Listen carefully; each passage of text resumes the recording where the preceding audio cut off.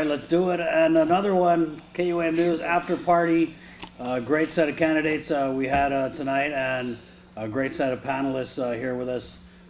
Former senator from the Democratic Party, of course, Senator Rory Respicio.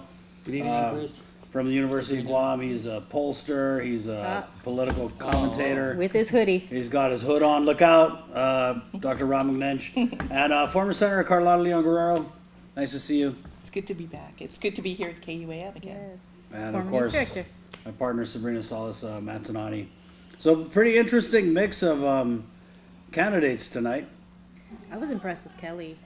I thought she did really well. It's the first time well, she's actually been on KU News Extra in the past, but she seemed really knowledgeable, very articulate, and I really enjoyed watching her. You know what was interesting was that the few times I've heard her name mentioned, it's always in association with the activist group Pertai Lategzin, but tonight she really kind of stepped out of that kind of like pigeonhole, if you will. I mean, I don't know if that's don't take that the wrong way. And really showed, I mean, she was consistent with the culture. I mean, she's really pumping the culture. But really kind of showed someone like me who had very little knowledge of her a little more about, you know, her personality and what she stands for.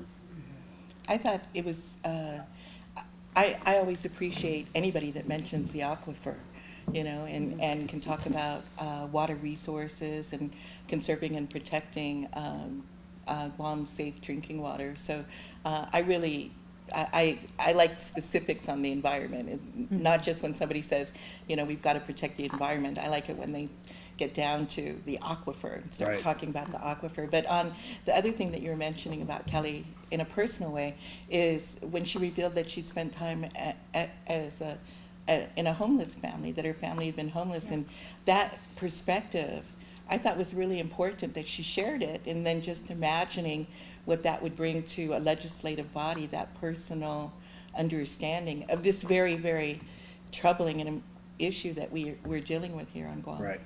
And you know, just thinking about the fact of her saying that and disclosing that, and I was talking to her on the side after the show, and she was mentioning, you know, you would think to her parents, educators, that, you know, you wouldn't think that they would find themselves in that situation, but, you know, it happened, and they've overcome that hardship. Doc, what'd you think? I know that you worked with Kelly.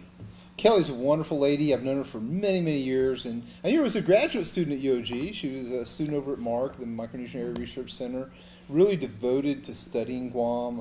Really just, there are some people from the U.S. mainland that come here, and you can just tell that they've imbued themselves with the culture, try to really find out about the community, and obviously she's really done that. So Kelly's wonderful. I liked Adolfo. Adolfo looked like he was dressed for a disco tonight. He had on that red shirt and the jacket. I mean, really, I felt like I was in the 70s again. Butterfly collar. Right. No, I loved it. I loved it. And then, of course, Teresa was my former colleague at UOG. Wonderful lady, smart. Students loved her when she was at UOG with us, and really just very... Actually, personally, she's very soft-spoken, but actually she has a lot to say. And I loved what went on last week in the legislature with Therese. Therese stood her ground.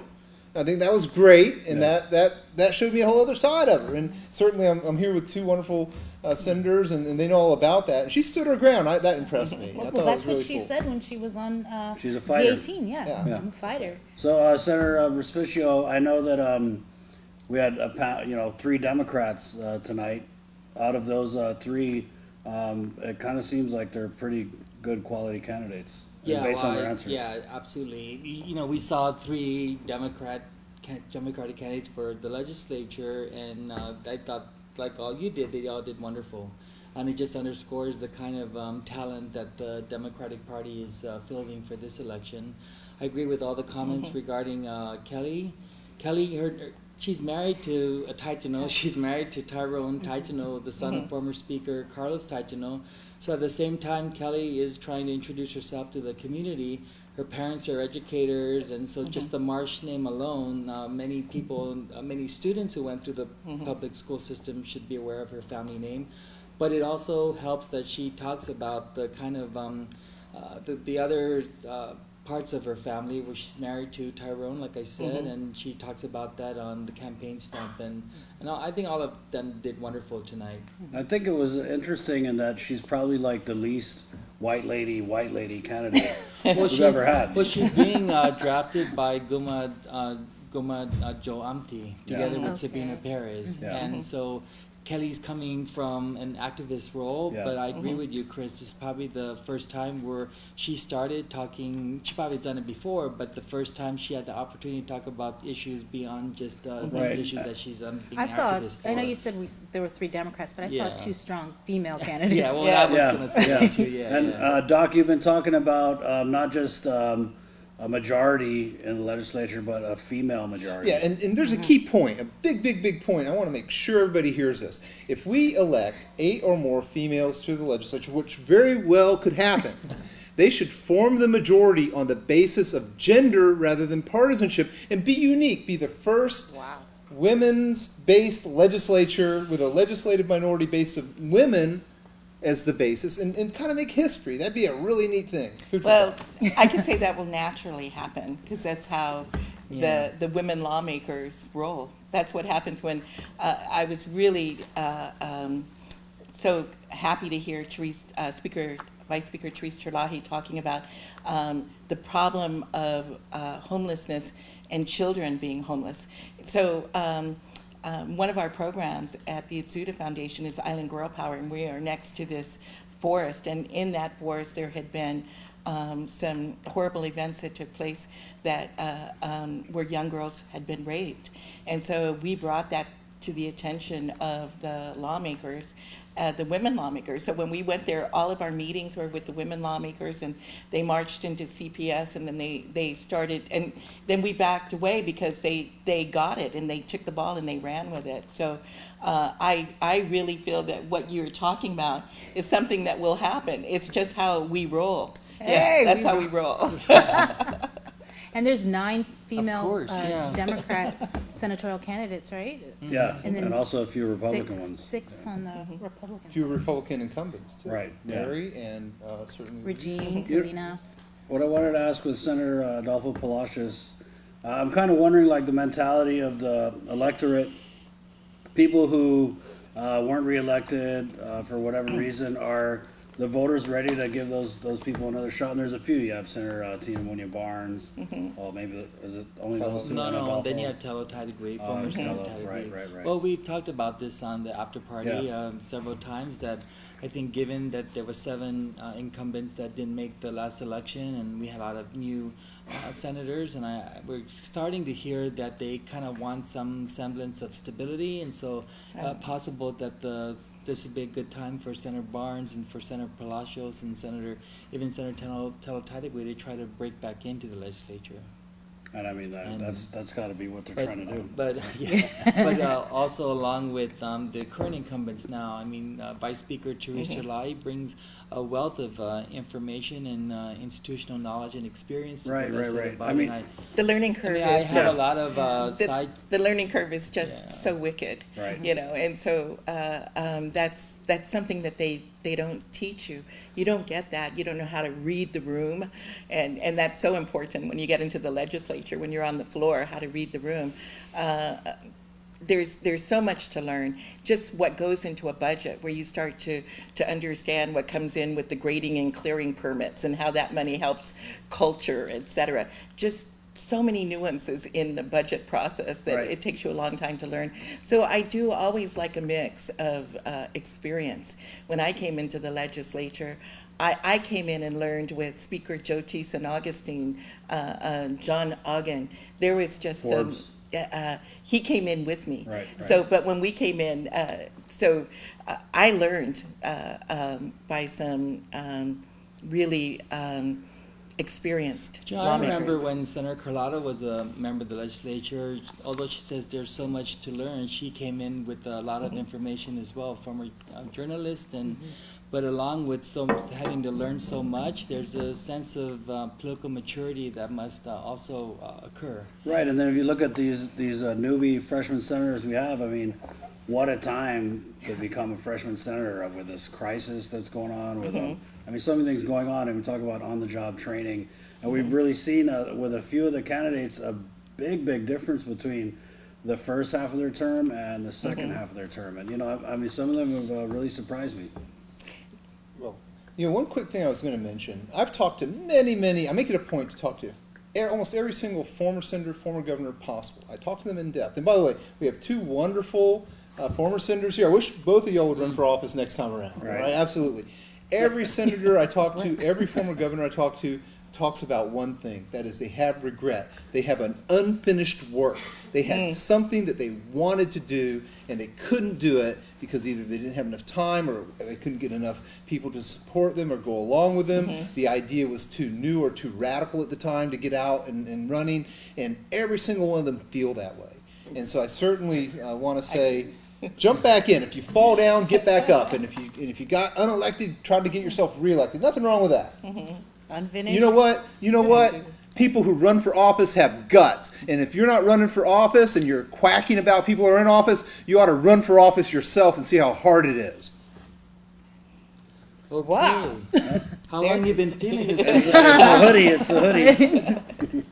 When I was running for office, I felt so strongly about several issues, and I ran for office to work on compact impact issues. I wanted to work on the tuna stocks of the Western Pacific, and I wanted to be the transportation chair. So I had it in my mind so clearly. If anybody said, "Why are you running for office?"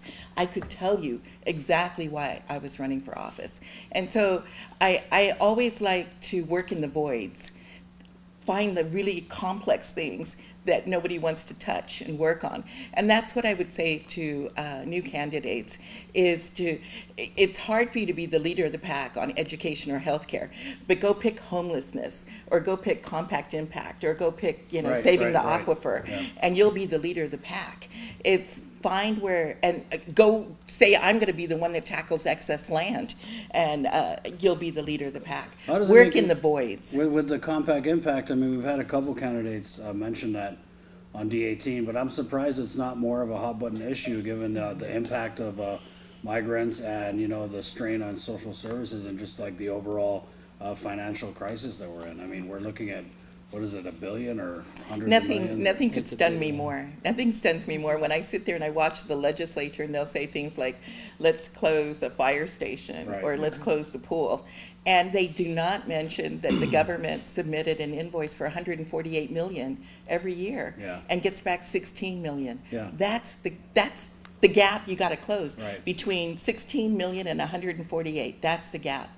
You're not going to close that gap by closing the Ganya pool for a couple of days. So that's what I would also say. Yeah, and I feel like it should be more of an issue because you're right. I mean, here we are, we're looking at, a shortfall of, $100 million and Uncle Sam has yet to pay up. I mean, and then when we do get money, it's like we have to split it, 6, 7 different ways with other territories. And it'd be really cool to see a candidate come on and just make that their... Understand it. It's very complex. And I'm just pleased when I hear that they're talking about it more. Right. But I'd really like to see somebody drill down on it. But is that something for the legislature to do, or our? Well, I think we had that one Guam approach, and we stormed D.C. I mean, maybe storm's a strong word, but if we had the administration working cohesively with the legislature, working cohesively with the delegate, and it's a law that I had passed the Guam First Commission, and also it was a spin-off of the military build-up work that Senator Carlotta Guerrero has been involved in through the Camacho Cruz administration. But she's absolutely right. I think the issue is how we have to have the Department of Interior accept the kind of reporting that we're going to be able to submit. And so there was one year where I submitted a bill to try to standardize that collection, even after the Bureau of Statistics and Plans said they wanted it.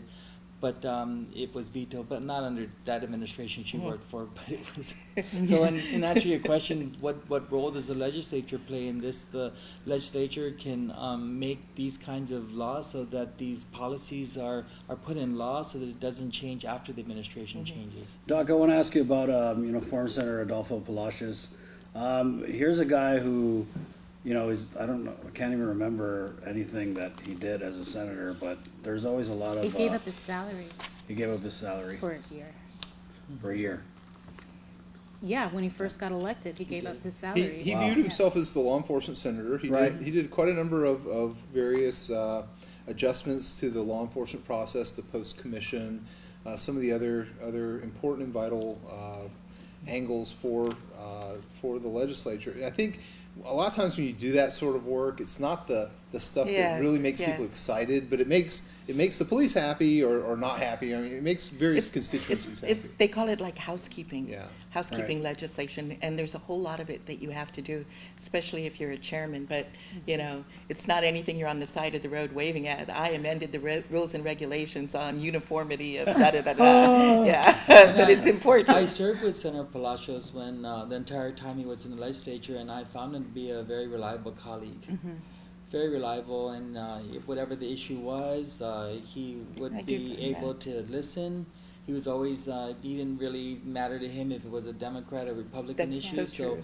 Whenever I couldn't get enough votes on my side, he will help me get, you know, cross party lines to try to have things in a bipartisan way that oftentimes is really necessary in the legislature. So do you think he has a good chance in bringing that, and maybe the voters will think, oh, he's got some seniority, here's someone who's not necessarily a leader but can reach across both sides of the aisle?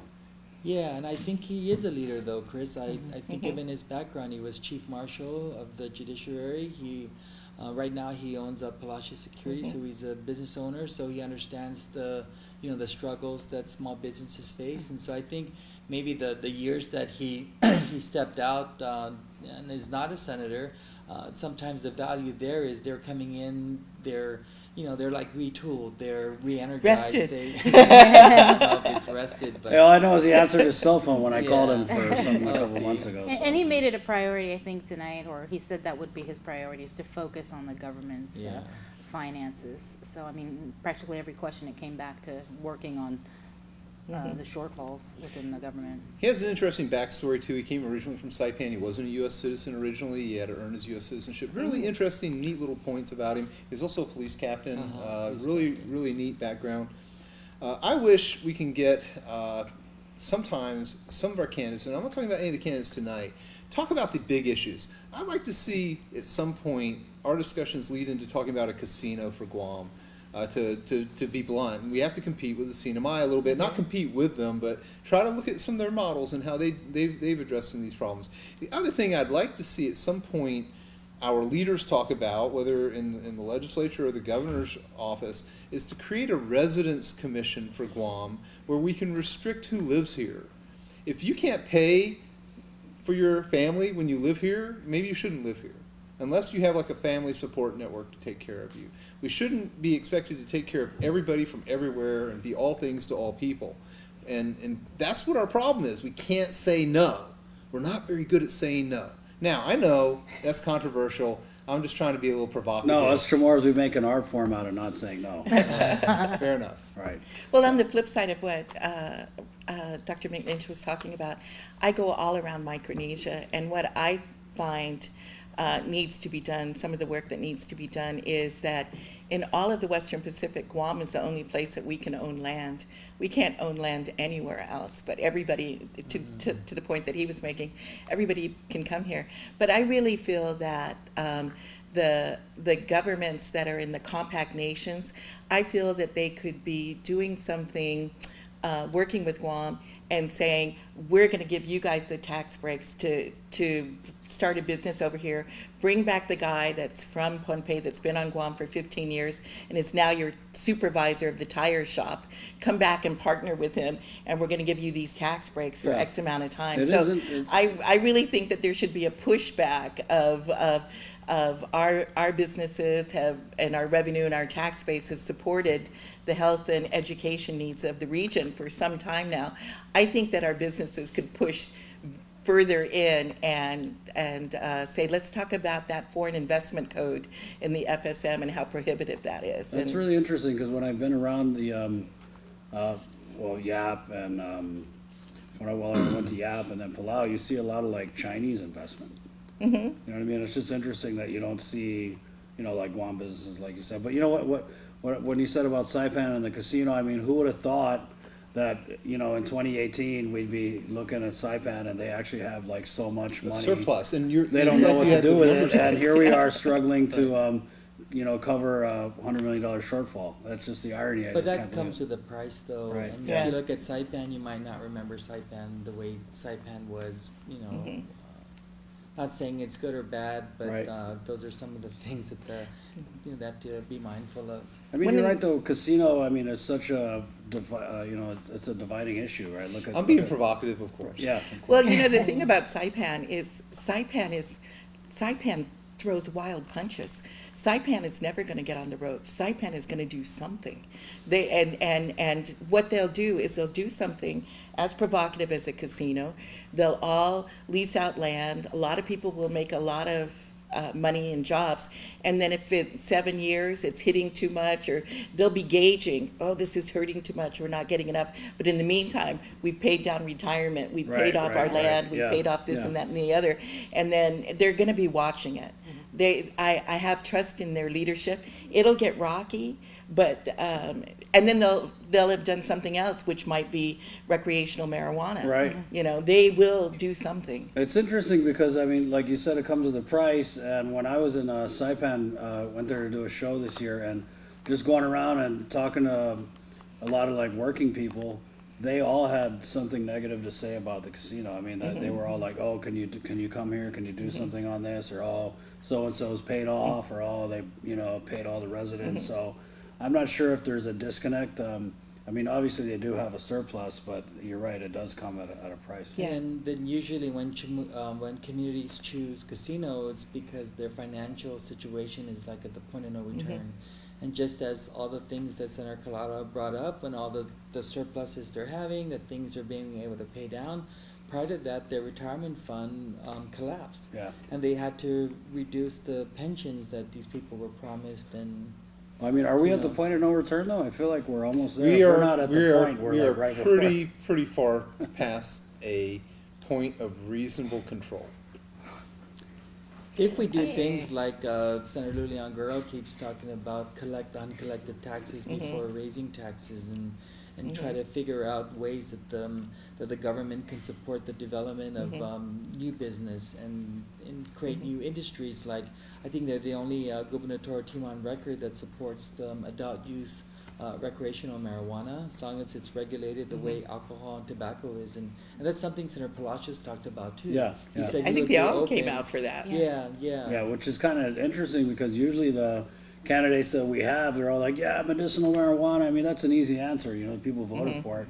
But they kind of dial back what they want to say about recreational use, which I feel like it's a no-brainer. I mean, Legal or not, I tell all young people, do not use marijuana, don't use alcohol to excess, live a good life and get your life established and get your dream job first, and then decide to screw up your life.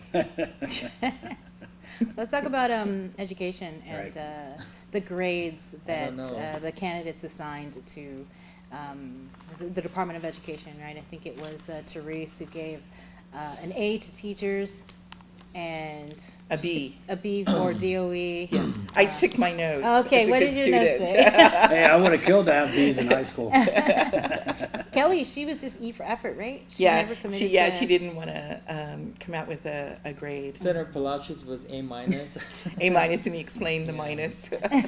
You know what? Let's go back to pass and fail. I think that's a strong standard. that That's would've my been standard in easier. a lot of Right, ways. yeah. I mean, good enough for government work, right? That's the No, that's way the it is. problem. You lower your standards, so we're gonna raise the standards. And like KOAM asked the candidates, give us a grade. But A, B, C, D. back in the we only had letter grading for 120 years. Before that, Ah. in schools, it was you passed or you didn't, you went forward or you don't. It's pretty wow. So be honest, grade the candidates that came on today. Pass, no, not pass or fail. A, B, C, D, F. Yeah. How about E for effort? Even, No, I think all of them got an A. I mean, if you're going to look for different perspectives, if you're going to look at Kelly Marsh Taitano, who is being sponsored by an activist group or a local group, Guma Joamti, and then she started out with a Pate Letedzin and protesting all of these things, and then you see her talking about other issues beyond what she's catapulted her into be a senatorial The campaign candidate. trail must have The done that. campaign trail, yeah. That's what it does, you know, the And then stakeholder with Senator groups. Palacios Right. also, if you're looking at certain things from that kind of individual, then you would give him an A. And then with Teresa Lai being a longtime legal counsel at the legislature, and now she's vice speaker, she's an A as well. A's all Coincidentally, all Democrats get A's. Yeah. I'm a fair grader, right? What about you, Ron? All A's? Well, I have different qualifications though. Okay. First, Therese, she had on latte stone earrings. Okay. Catch it, go back to the video. I love those. I thought Yeah. it was really, really cool. And she also had a very nice traditional accessory and jewelry. So A in that regard, Okay. 100%. Adolfo in the disco outfit. I loved it. I loved it. I felt Saturday Night Fever. I felt it. And then Kelly had on the Kelly green outfit also. Absolutely wonderful and also an A. So that's my So A's in presentation. No, I love the. I'm And their grading on. responses, Yeah, too. absolutely. Honestly, their And I their give them, individual. I give them A's, and I would probably give an A to every candidate. I'm just always. You're that nice. Well, no, not that I'm that She's nice. empathetic. No, it's not that I'm that nice. It's just that it's just so awe-inspiring. Anybody that is willing to throw their hat in the ring, they are running towards very difficult and complex, hard things, and they're running towards it, saying, "I'll do it. I'll do it. I can try. I can try," and I find that so admirable. And so, just for being sons and daughters of Guam, Right. I say that's an A for me. I think both the ladies I would give an A, and Senator Palacios maybe a high B or an A minus. I really like the work that Therese does in the legislature, and she said, she's a fighter, and sometimes it's not who supports you, it's like who goes against you. That's always something that I look at, and she's definitely had her battles in the legislature. And Kelly Marsh Tyson, I didn't really know much about her, but what I heard tonight was pretty interesting. And what I feel like, because there's so many of these cultural Groups. activist candidates Yes. in this election, I mean, I can count off 5 off the top of my head. I'd like to see them differentiate themselves from each other, because I feel like, and maybe that's just their way of stacking the ballot, but it's like she did, she came on and she really showed her depth of knowledge on a variety of issues. Well, who are the others? Sabina Perez and Ned Ned Pablo. Yeah. Right, yeah. Any on the Republican side? I'm trying to Harold think. Cruz? Harold Cruz? Yeah, Harold Cruz. I think there's Kinda, more in the sorta. Democrats too. You have Lacia Casil, who's like a Lacia land Casil, rights yeah. type person, and I need it in front of me. Yeah, So, I- yeah. It's good. So I whole guess bunch. you're can't right. even Mix. think. Whole bunch. So who's going to win out of those 3? Who do you think? I think all of them are doing good. They're all all the going way to into- pass past the primary. Therese, definitely, she's an incumbent. Kelly's got a great establishment, and then I think Adolfo, if he plays all of his cards right, and if he can mend his burned bridges, he burned some bridges when he's in office, he's got to mend those. If he can do that, then he might just end up doing fine. That's I- fine. that- Time heals all wounds. Right. Dr. Ron, so That's you true. got to get over it too. And hope is a 4-letter word. That's the other thing. That's right. All right. I mean, the legislature doesn't have that kind of like old uncle senator right now, so maybe he could fill that niche. Well, you're kinda just like, coming down hard on Adolfo tonight. No, I mean, But he's he's got like that the- perspective of like your grandma's brother or something. that would bring to the Institutional table. knowledge. Yeah, definitely. When he was talking about recreational marijuana in his disco suit, it clicked with me. I did. It really, connected. This I is don't know. I actually felt like gonna I was in the help set the 70s. I'm sorry, I love the 70s. I love Yeah, the yeah, 70s. yeah. No, I'm not coming down hard on him. I just, I come down hard on him. All right, so next Wednesday, or this coming Wednesday, we've got for D18 tonight, we have Senator Regine Bisco-Lee, Kenjo Atta, the former junior mayor, right? Yeah. And Sabina Perez. There you go. Great. I'm actually excited to hear from Sabina, so. Yeah, I'm excited to hear from, Kenjo.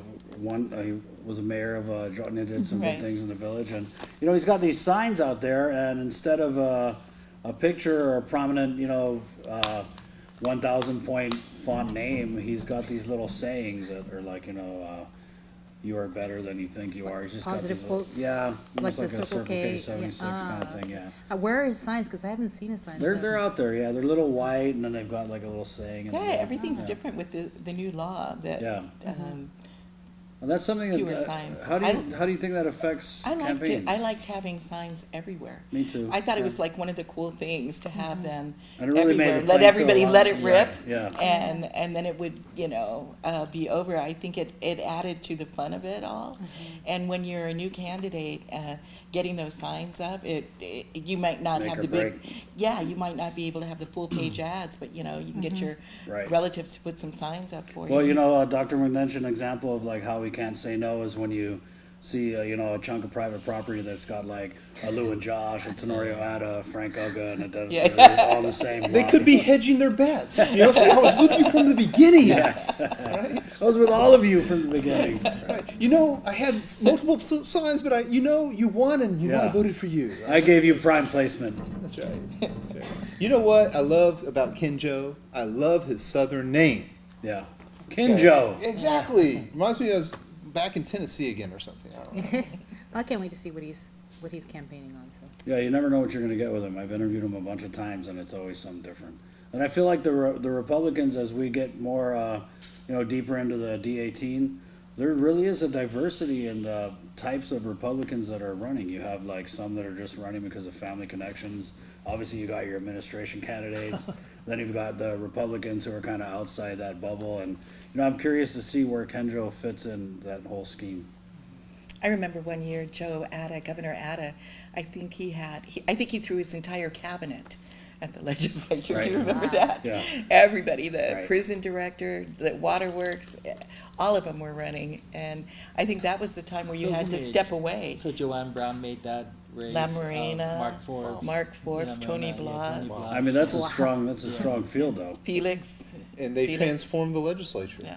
And it's And a as, little as, different. well, as well as both of Yeah. you did, too. Right. It's a little different now when, you have the administration struggling to fill director positions, let alone some candidates. So it's pretty interesting. Well, All right. there you On go. that note, Hey, thanks to our panelists again, former Senator Carlotta Leon Guerrero, Dr. Rana McNinch, and former Senator Rory Respicio. On behalf of Sabrina, we'll see you guys Wednesday. This has been another D18 After Party. My name's Chris. Hasta adios.